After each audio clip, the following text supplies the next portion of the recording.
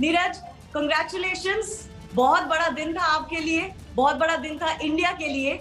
वो मोमेंट कैसा था जब आप पोडियम पे सबसे ऊपर थे और नेशनल एंथम बज रहा था?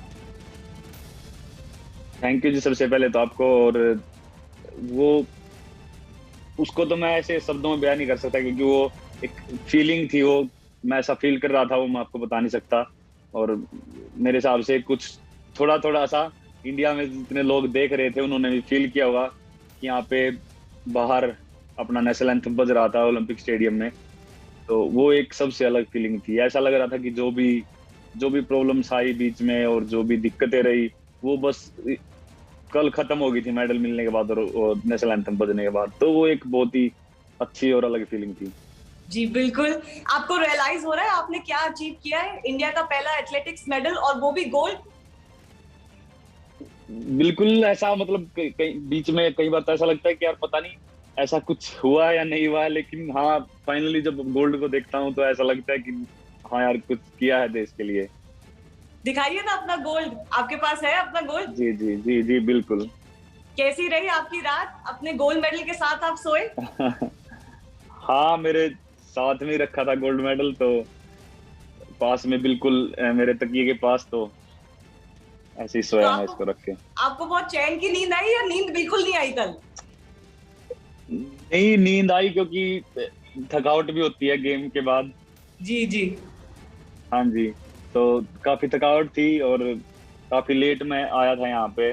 तो मैं शायद 4-5 बजे सोया, और फिर जल्दी, फिर सुबह फिर जल्दी उठ गई, तो मेरी नींद बहुत ही कम हुई आज की। और फिर कल का थका हुआ भी था।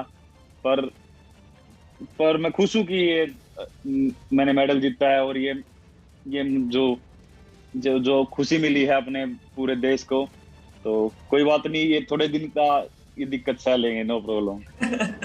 नहीं, आपने तो बहुत मेहनत करी है। मैं पूछना चाहती हूँ, ये पूरा कैंपेन जो आपका रहा है ओलंपिक्स में, it was near flawless campaign. Qualification से लेके फाइनल तक ऐसा लग रहा था कि आप बिल्कुल पीक परफॉर्मेंस दे रहे हैं, अपनी बिल्कुल टॉप फॉर्म पे हैं।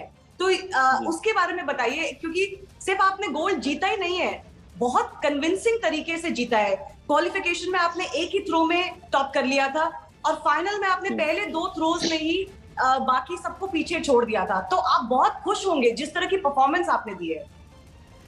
हाँ जी, बिल्कुल, क्योंकि जिस हिसाब से क्वालिफिकेशन राउंड में मैंने थ्रो की थी, उस थ्रो के बाद काफी कॉन्फिडेंस आया था कि फाइनल काफी अच्छा रहेगा। और मुझे लग रहा था कि मैं पर्सनल बेस्ट तक करूंगा फाइनल में। वो पता नहीं कुछ टेक्निकली प्रॉब्लम रही है या कैसे, पर जितनी भी जो भी थ्रो लगी है मैं उससे खुश हूँ, क्योंकि उस थ्रो की वजह से हमने गोल्ड जीता है। तो और होपफुली आगे मेरे पास टाइम है, तो मैं और इम्प्रूवमेंट करूंगा पक्का। तो पहले 2 थ्रोज के बारे में बताइए, क्या आपने स्पेसिफिकली टारगेट किया था कि मैं अपनी पहले 2-3 थ्रोज में ही अपना सबसे बेस्ट दे दूं, ताकि मेरे ऊपर से प्रेशर हट जाए, दूसरों के ऊपर प्रेशर आ जाए? बिल्कुल, ये जाने से पहले हमारे मन में पहले से ही था कि बस जाते ही अब पहली थ्रो से ही अपना पूरा 100% देना है, और पहली थ्रो से ही कंपटीशन को ऊपर उठा के चलना है। तो मैंने पहला ही थ्रो अपना पूरा अच्छे से कोशिश की थी, और वो काफी अच्छी थ्रो गई, 87+। उसके बाद सेकंड थ्रो काफी बढ़िया थी। बल्कि मुझे तो लग रहा था कि मेरी पर्सनल बेस्ट हो गया, लेकिन वो पता नहीं क्या क्या दिक्कत रही, या फिर क्या, मतलब मैंने अपनी तरफ से पूरा 100% दिया था। जी जी। तो काफी हाँ। अच्छी थ्रो थी। हाँ जी। नहीं, आपका सेकंड थ्रो जब आपने फेंका उसके बाद ही आपने हाथ ऊपर कर लिए थे, तो आपका रिएक्शन देख के लग रहा था कि आपको लग रहा है कि ये बेस्ट थ्रो हुई है। हाँ जी। पर हाँ, बिल्कुल, इस कल वाली थ्रो में सबसे बेस्ट थी वो। और हाँ। काफी काफी अच्छा लगा। तो आपको कुछ नर्वसनेस थी बिल्कुल भी, क्योंकि आप वो जो जर्मन के योहानिस वेटर हैं उनके खिलाफ खेल रहे थे, उन्होंने 97 मारा हुआ है। तो और उन्होंने फाइनल से पहले बोला भी था कि नीरज चाहे क्वालिफिकेशन में टॉप कर गया हो, लेकिन मुझे फाइनल में नहीं हरा सकता। आपके बीच में वो बैंटर हो रहा था, वो आपको साइड करने की कोशिश कर रहे थे। तो फाइनल से पहले क्या फीलिंग थी?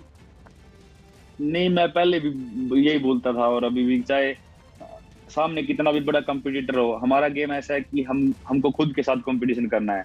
मतलब हम सभी के साथ जितने भी जेवलिन थ्रोअर होते हैं फाइनल में, मान लो 12 हमारे, मतलब क्वालिफिकेशन राउंड से 12 जेवलिन थ्रोअर को छांटा गया था। तो हम 12 लोग खेलते हैं, लेकिन हमारा लड़ाई खुद से होती है, हमको खुद का बेस्ट करना होता है। तो हमारा इवेंट ऐसा है कि हमको खुद पे फोकस करना बहुत जरूरी है। तो बिल्कुल वो एक बहुत अच्छे थ्रोवर हैं, बहुत अच्छे एथलीट हैं और बहुत ही अच्छे उन्होंने थ्रो किया इस साल, बहुत अच्छी सीरीज रही है। मुझे पता था कि वो बिल्कुल थ्रो लगा सकते हैं और बहुत अच्छे थ्रोवर हैं, लेकिन फिर भी मेरा पूरा फोकस अपने ऊपर था और मैं सोच रहा था कि मुझे अपना रिजल्ट अच्छा देना है और बाकी सब अपना देंगे तो कोई प्रॉब्लम नहीं है। तो मैंने अपने ऊपर फोकस किया और बस अभी फिर जो भी है, मुझे कुछ बोलने की जरूरत नहीं है, अभी अपने पास जी गोल्ड मेडल है। और हाँ जी, जी जी। आपने अपनी विन ये मिल्खा सिंह को डेडिकेट की, ऐसा क्यों? मुझे लगता है कि एक उनका एक बहुत बड़ा सपना था ये, और मिल्खा सिंह जी के साथ साथ पीटी उषा मैम हैं और जो भी इंडियन एथलेटिक्स के काफी अच्छे हमारे प्लेयर रहे हैं, एथलीट रहे हैं, जिनका एक सपना था कि ओलंपिक मेडल हमारे देश का हो। और अगर नेशनल एंथम बजे तो वो तो एक अलग ही बात होगी। तो मुझे लगता है कि कहीं ना कहीं इनका भी एक मन में कहीं ना कहीं ऐसे रह गया था कि यार हमारा मेडल नहीं आ पाया कि। और मुझे लगता है कि जो ये मेडल आया है इससे उनको बहुत ज्यादा खुशी मिली होगी। बस दुख इस बात का कि मिल्खा सिंह जी हमारे बीच में नहीं है अभी, हम्म। लेकिन जो भी है वो, जो भी अगर मान लो, अगर सब बोलते हैं कि ऊपर से देख रहे हैं, तो अगर वो सच में ऊपर से देख रहे होंगे तो बहुत खुश होंगे आज इस जी मेडल को देख के। जी जी, वो भी बहुत खुश हैं, पीटी उषा, अंजू बॉबी जॉर्ज, सारे एथलेटिक्स के जी हमारे अंजू। चैंपियन, पूरे हमारे देश के सारे खिलाड़ी बहुत खुश हैं आपकी परफॉर्मेंस से। मैं ये पूछना चाहती हूँ कि आपको 2019 में इंजरी हुई थी, आपकी सर्जरी भी हुई थी, इतनी जल्दी आपने कैसे बाउंस बैक किया कि आप एकदम टॉप परफॉर्मेंस पे आ गए? जी बाउंस बैक ऐसे जल्दी तो नहीं है, एक पूरा साल तो मेरा बीच में वेस्ट हो गया था। मतलब 2019 है मेरा, मैं कुछ नहीं खेला उसमें, तो एक साल लगा रिकवर होने में। और इंजरी काफी, मेन टूर्नामेंट थे, मेन कंपटीशन थे उस साल, वर्ल्ड चैंपियनशिप थी, एशियन चैंपियनशिप थी, डायमंड लीग थी। तो वो साल पूरा इंजरी की वजह से गया, लेकिन काफी टाइम मिल गया मुझे रिकवरी करने के लिए। फिर 2020 में जब वापसी हुई तो वो काफी अच्छी हुई। पहले कंपटीशन में मैंने ओलंपिक क्वालिफाई कर दिया था।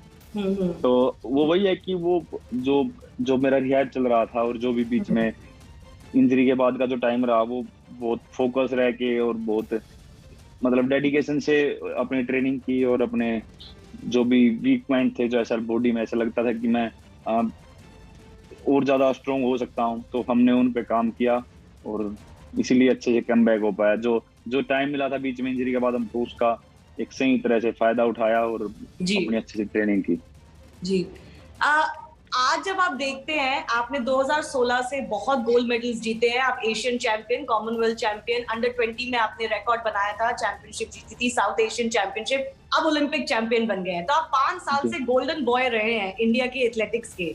मैं जी। आपसे पूछना चाहती हूँ कि आज जब आप वापस देखते हैं तो क्या याद आता है अपने सैक्रिफाइस का और अपने फैमिली के सैक्रिफाइस का? क्या मोमेंट याद आता है? क्या सबसे टफ घड़ी रही है?